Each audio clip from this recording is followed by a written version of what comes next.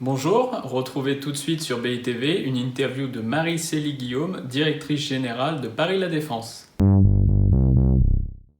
Bonjour à tous, bonjour à toutes et bonjour Marie-Célie Guillaume. Bonjour. Vous êtes directrice générale de Paris La Défense. Merci beaucoup d'avoir répondu à notre invitation sur BITV. La première question sera tout simplement, quelle est la situation de l'établissement Paris La Défense par rapport à la crise du Covid-19? Alors, l'établissement Paris La Défense a déclenché son plan de continuité d'activité dès le 16 mars, donc dès le lundi. Presque tous les collaborateurs de Paris La Défense étaient restés à la maison et s'étaient mis en télétravail. On a de la chance d'avoir été plutôt bien préparés à ce changement radical et soudain de notre façon de travailler. Le télétravail, on l'expérimentait déjà depuis presque 2 ans. Et puis, on était très bien outillés et on a vu que du coup, ce passage au télétravail massif s'est fait plutôt bien dans les bonnes conditions de ce fait-là. Aujourd'hui, les seuls collaborateurs de Paris La Défense qui continuent à assurer leur mission sur le terrain, ce sont les collaborateurs du PC Sécurité qui assurent la surveillance du site et en garantissent le bon fonctionnement. C'est un site extrêmement sensible avec beaucoup d'infrastructures superposées, des galeries techniques, des tunnels, les infrastructures de transport qui sont imbriquées dans tout cela, sous la dalle, et puis bien sûr la dalle et tous les espaces publics au-dessus de la dalle. Donc le PC Sécurité continue évidemment à assurer sa mission.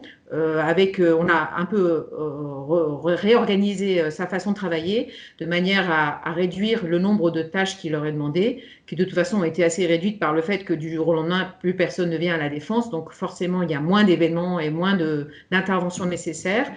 Et donc, ils ont pu se concentrer sur leur mission d'importance vitale. Et est-ce que vous êtes actuellement dans vos bureaux?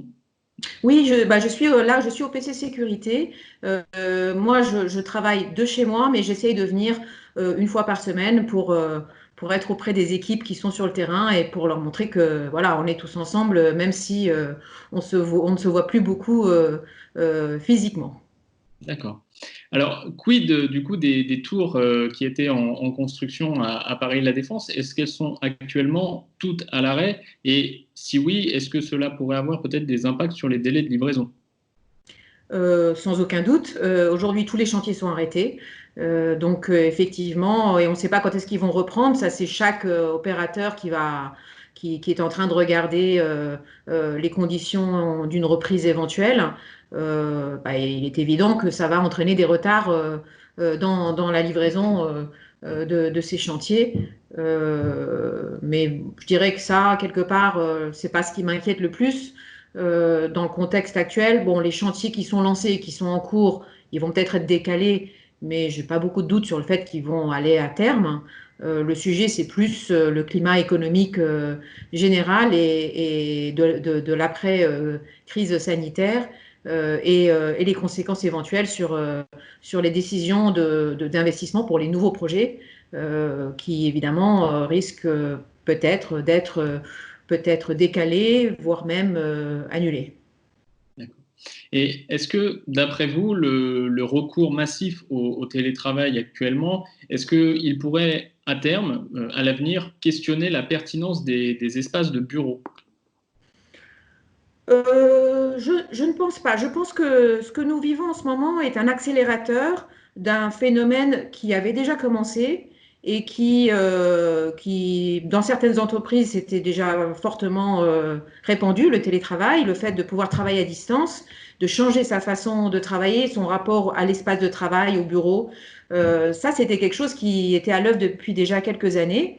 Et d'ailleurs, la grève que nous avons vécue avant Noël avait déjà fortement amplifié ce mouvement. Donc de ce point de vue-là, je ne pense pas que ce soit une révolution, mais plutôt une accélération d'un phénomène de fond, avec des entreprises peut-être qui étaient moins portées sur le télétravail et qui, de fait, s'y sont mises, et des collaborateurs qui ayant goûté, peut-être voudront continuer à pouvoir profiter de cette façon différente de travailler. Mais vous savez, le télétravail, et je pense qu'on est beaucoup à l'expérimenter en ce moment, c'est bien, mais ce n'est pas non plus la panacée. Et on voit très bien que quand on travaille à distance, quand on passe son temps à faire des réunions sur des écrans, par écran interposé, il y a beaucoup de choses qui ne se passent pas tout à fait de la même manière. Et ce n'est pas une façon de travailler aussi efficace. On a besoin, on continue à avoir besoin de se rencontrer en vrai, d'échanger. Quand vous faites une réunion dans une salle de réunion, il y a beaucoup de messages, on va dire, non verbaux qui passent. Qu'on n'a pas quand on est en télétravail. Et ça, je pense qu'on est vraiment en train de se rendre compte de la différence. Et le fait que le télétravail se développe va, je pense, ne va pas empêcher le fait qu'on continuera à avoir encore plus besoin d'avoir des moments de rencontre physique, d'échange, parce que la création de valeur, elle se fait d'abord par l'échange entre les hommes et les femmes. Et donc pour ça, les lieux de travail gardent évidemment leur pertinence. En revanche, je pense que sans doute qu'ils ils ne vont plus être conçus de la même manière. Mais ça aussi, c'était quelque chose qui était déjà à l'œuvre. Donc, ce n'est pas nouveau, mais sans doute il y aura une accélération sur le fait que les entreprises vont peut-être aménager plus d'espaces ouverts de convivialité pour favoriser justement les échanges entre les collaborateurs, moins d'espaces individuels où on est enfermé chacun dans son bureau et dans sa boîte.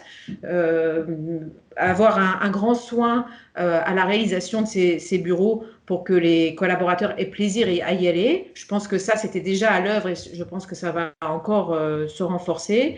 Sans doute que la localisation des bureaux va avoir encore plus d'importance. Si les gens travaillent pour pouvoir attirer les talents, voilà, c'est important d'avoir des bureaux qui sont bien situés et situés notamment dans un endroit où quand on est au bureau, non seulement on rencontre ses collègues, mais quand on sort, on a la possibilité de rencontrer des clients, des fournisseurs, des partenaires, des financiers, tout ça au même endroit. Et je pense que la notion de quartier d'affaires et de densité économique d'un quartier d'affaires, elle a encore toute sa pertinence aujourd'hui, voire encore plus, parce que quand on travaille, quand on a la possibilité de travailler à distance, en réseau, un peu de n'importe où, avec son ordinateur, dans un bar, au bord de la plage, néanmoins, on a quand même besoin, de temps en temps, d'aller rencontrer les gens. Et pour ça, d'aller dans un quartier où on sait qu'on aura justement, quelque part sous la main, tous les partenaires économiques, je pense que ça a de la valeur.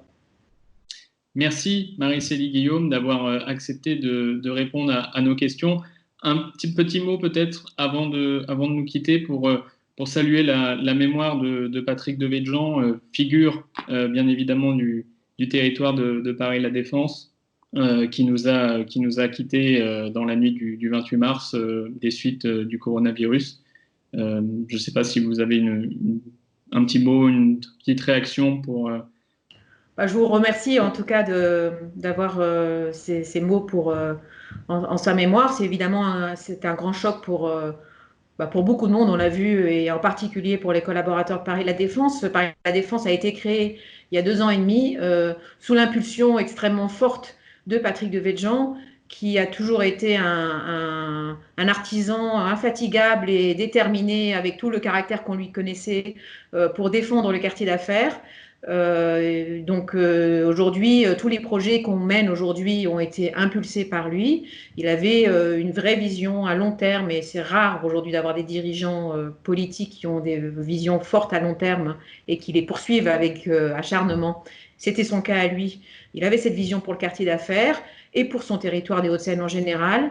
Il y était extrêmement attaché. Donc évidemment, c'est une grande perte pour nous, mais on a la chance de savoir exactement où on va et où il souhaitait qu'on aille, et on aura tous à cœur de poursuivre l'œuvre qu'il avait commencé et menée avec autant de talent.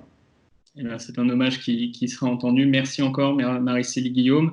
Et je vous dis merci à vous aussi de nous avoir suivis et à très bientôt pour de nouvelles interviews sur BITV.